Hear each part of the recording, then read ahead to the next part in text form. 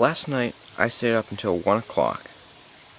I went to bed at 11 o'clock and read for 2 hours. I was entirely captivated and transfixed by the book I was reading.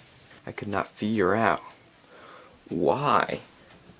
I couldn't put it away, but I just couldn't set it down and go to sleep. And I was tired, don't get me wrong. I couldn't bring myself away from the book I was reading. It wasn't necessarily the best book ever written. It wasn't even a book that I would even call my favorite. But I was entirely fixated on it.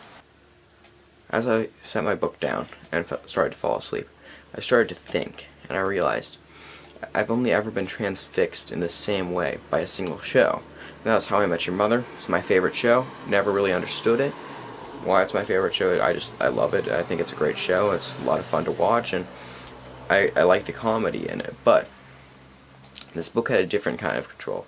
This was like just pure wanting to read more. I started to think, why is this happening with a book, but it doesn't happen with a TV show? Here's what I came up with. It's all about the story. Everything that you have inside a single book is based off this single story, but all the subtleties that you can see in movies, you're forced to read in books. You see that sentence and you understand it in your head. You're forced to analyze everything, because that's what your brain is doing as you're reading a book. Whereas, if I'm gonna be seeing a movie, oh my gosh, I have 3 mosquitoes at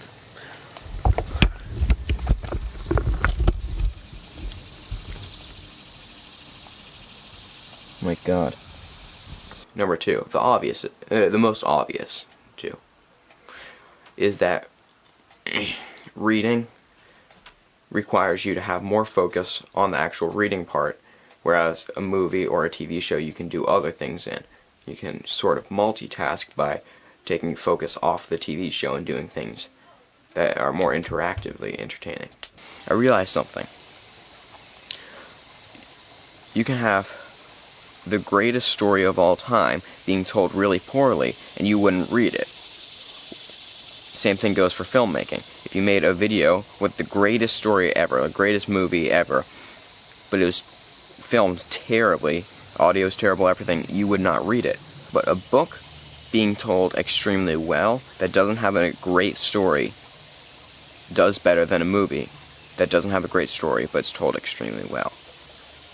There are a few reasons behind this. Obviously, you have your main reason that a book causes you to be more focused on whatever you're reading, so even if it's not that interesting, you're going to be more focused on it and look deeper into it. Just look for it. So I think that it's the challenge of the filmmaker to try and make it so that the reader doesn't have to look for it, that the reader watches a film and they see it right there. Also, sorry, my left hand shakes a lot, but to add to this challenge, an author of a book has no limitations on what they can write.